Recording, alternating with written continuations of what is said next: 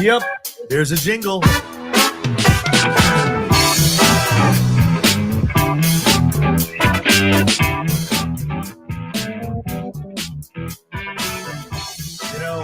That sound evolves and comes out every Monday, Wednesday, Friday. You normally hear it around noon. If you catch it live or you catch it pre-recorded. My name's Stuart Brisgell, and that's the co-host today. That's David Solomon.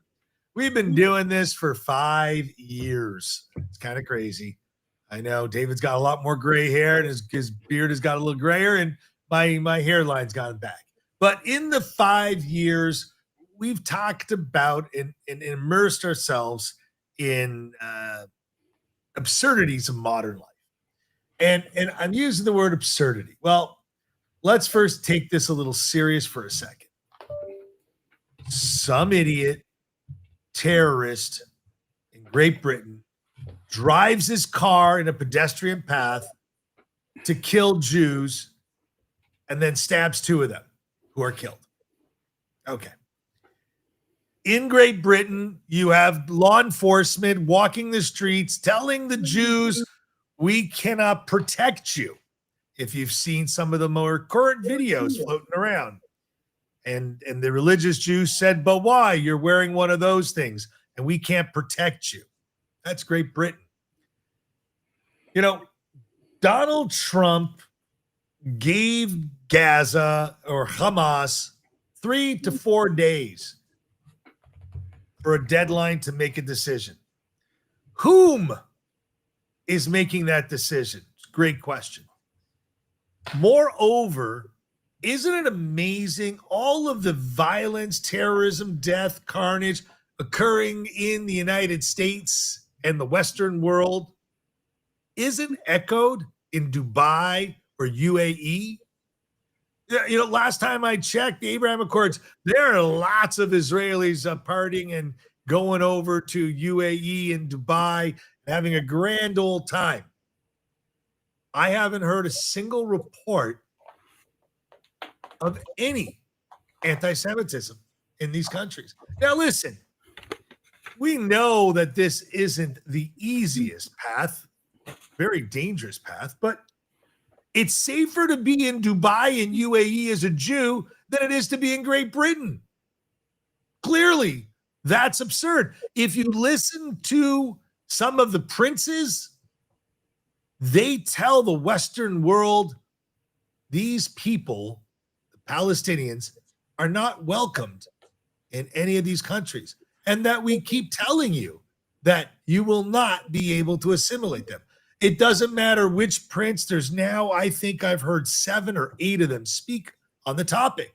This is their people. The Muslim people is their people. And yet they keep saying, this is a bad move, guys. You shouldn't do it. Anyways, guys, my name's Stuart. That's David. This is an unapologetic discussion hosted by us. We dive a diverse range of topics, get into conversations, bold opinions, whether we're breaking down the latest headlines, exploring pop culture, debating politics, or delving into complexities of modern life. This is the platform for every perspective.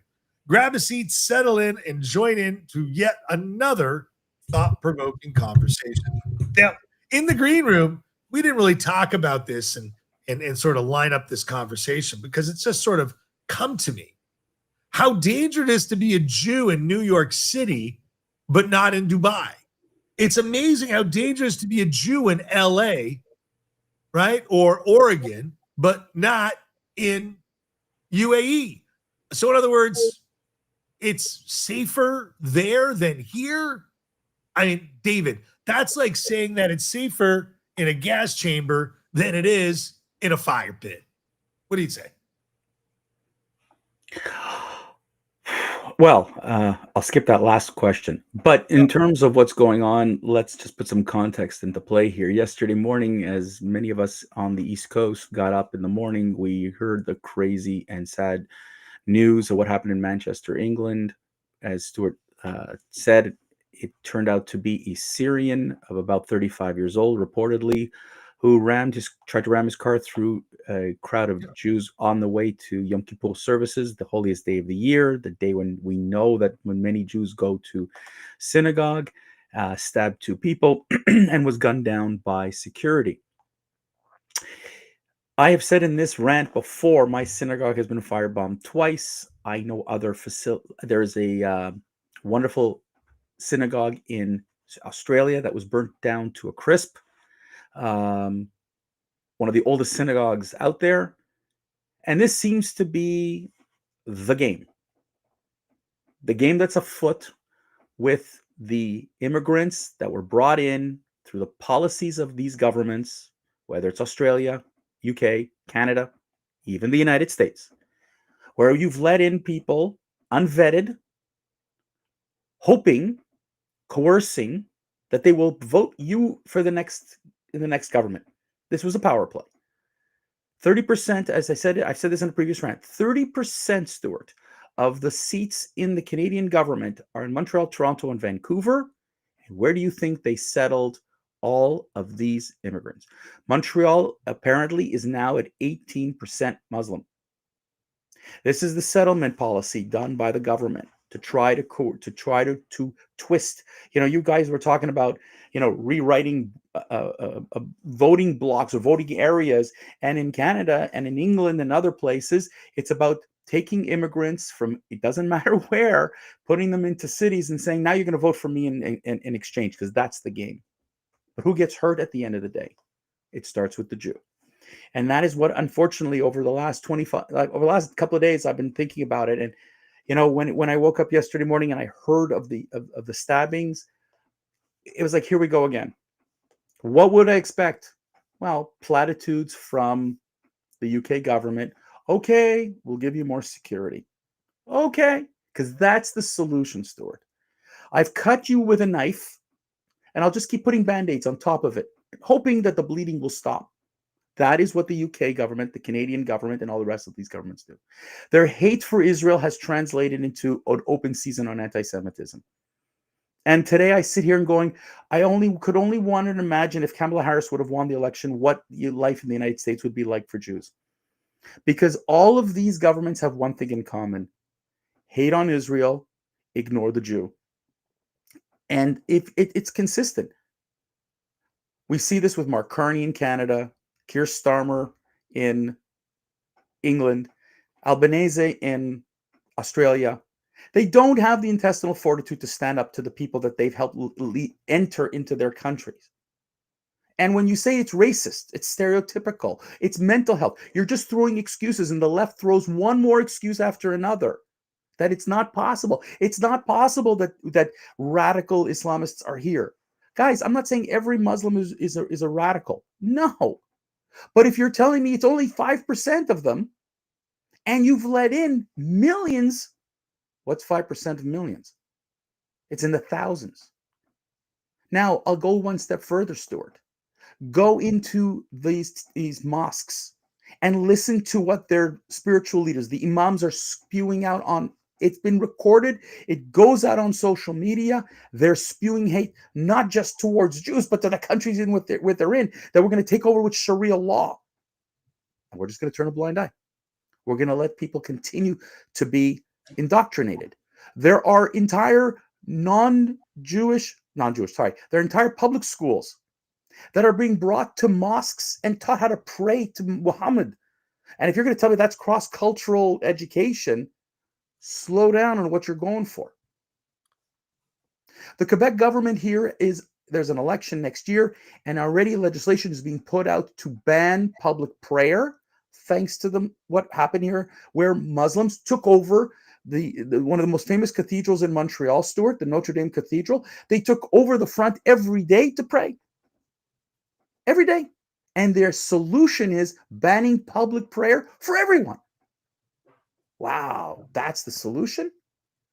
That's a solution where it's, again, a Band-Aid on a massive wound. What happened in Manchester is happening all over the place. Luxembourg, we just found out a student was viciously attacked. You hear what goes on in universities. Stuart, Tuesday is and it really hurts me to say this, it's 2 years on Tuesday since the October 7th attacks. Do you know what's going on in universities? Do you know what's being planned there? Yep. Vicious Vicious, vicious, vicious rioting, protesting. It's not even funny. Stuart, it's fascinating. The left has not learned anything after the Charlie Kirk assassination. People are continuing they're doubling down on violence, they're doubling down on threats, they're doubling down on attacks. They feel emboldened. What happened in Manchester, I'm sorry to say, will happen again and again. Because until there's governments like we see in Italy, and some cases in the United States with Leo Terrell, fighting this cause, when you have other countries where do not tolerate, and by the way, you brought up the Arab countries, how interesting you say UAE doesn't permit it. Doesn't permit it. Other Arab countries do not permit it. Despite their hate for Israel, they know what happens if you bring these people in. Yep. So they've closed the borders, but we shouldn't talk about that, Stuart. Why, David? Why? Because, Stuart, the left doesn't want to admit they've hooked up with the wrong group, that this is not the oppressed that you think. This is not an oppressed group. Sorry, people. David, I thought we were going to talk about a couple of days ago about the letter P not being in the Arab alphabet. You're bringing that up again. We've talked about this, my friend. Yeah. So what? No, but that's not relevant. What's relevant is this? The people have a false agenda, a false narrative that's more in line with Nazi Germany than it does with the Arab nation, which is funny if you really want to think about it. How is this a modern day Twilight Zone episode? Stuart, you bring this back up, and it's the world does not want to pay attention to fact. It's all about emotion. Greta Thunberg and her dumb shit flotilla people were subsidized by Hamas. We shouldn't say anything. And instead, the prime minister of Spain is, saying we just don't have nuclear weapons to fight Israel. When you make statements like that, what do you think is going to happen? And on Spanish television, if you watch what they did on Spanish TV, by the way, Stuart, how they vilified the Jew and how they vilified Netanyahu, you know what, Stuart? They don't teach about the Spanish Inquisition. They don't teach about the Holocaust in school in Spain. And this anti-Semitism is running rampant. We've repeated, again, if you want to talk about Nazism, we're repeating the 1930s of Europe. Yep. That's what we're bringing to the fore, and it's going global. And unfortunately, I don't care if you like or hate Donald Trump. I personally don't care about your personal feelings about that. But as a Jew, I'm thankful that he's in the White House, because he's the only one of any power. And yes, with all due respect to the Prime Minister of Italy and President Milei of Argentina and of other Hungary and other countries, I truly appreciate your support. But the reality is, if we didn't have a Donald Trump in the White House, God only knows what it would be like. I'm asking myself, Stuart, today, where are the countries that declared, the 100+ nations that declared a Palestinian state? Where are they to put pressure on Hamas today to call for that ceasefire, to accept the Trump deal? Or is it too good for Israel that they shouldn't accept it? There's crickets like you can't imagine. Do you know how this would temper some of the noise in your country if Hamas would actually sign the damn deal, return the hostages, and go towards this establishment of a state? Or is this just not your it's just, the only thing missing in the Trump plan is Israel being eliminated? Yeah, pretty much. So how odd. You want to know why you have anarchy in your countries, people? It's your leadership. It's your governments. Yep. The governments you voted in because you wanted to go against Trump, because that's what happened in Canada, it happened in Australia, and very much happening in the UK. I mean, yes, it's partly because of the Conservatives in the UK, but it's the anti-Trump movement that got these assholes voted in. You're paying the price because of your eccentricism, because of your fear of Trump, because what the media said. But in the meantime, look at what your governments are fighting for. Hateful immigrants, people who want to come and kill you, people who want to destroy your society. If you're in on that, I need to be out. David, on that note, I got to tell you, have a great weekend. And you know what, guys? We'll be back Monday, midday for us. Maybe morning for you, maybe afternoon. But on that note, this brings this episode to a close. Thank you for joining in. We truly appreciate you tuning and sharing some time. Your support and engagement means everything. For another thought-provoking conversation, don't forget we're every Monday, Wednesday, Friday, noon Eastern. Rain or shine. We'd like to hear if you have any additional topics. If you'd like to be a guest on our podcast, send us a PM. Very rarely we accept it, but we do get from time to time some interesting ones. So guys, once again, thank you for joining. Until next time, be passionate, be vibrant, and let the ideas flow. And that's the way we say goodbye. You know, like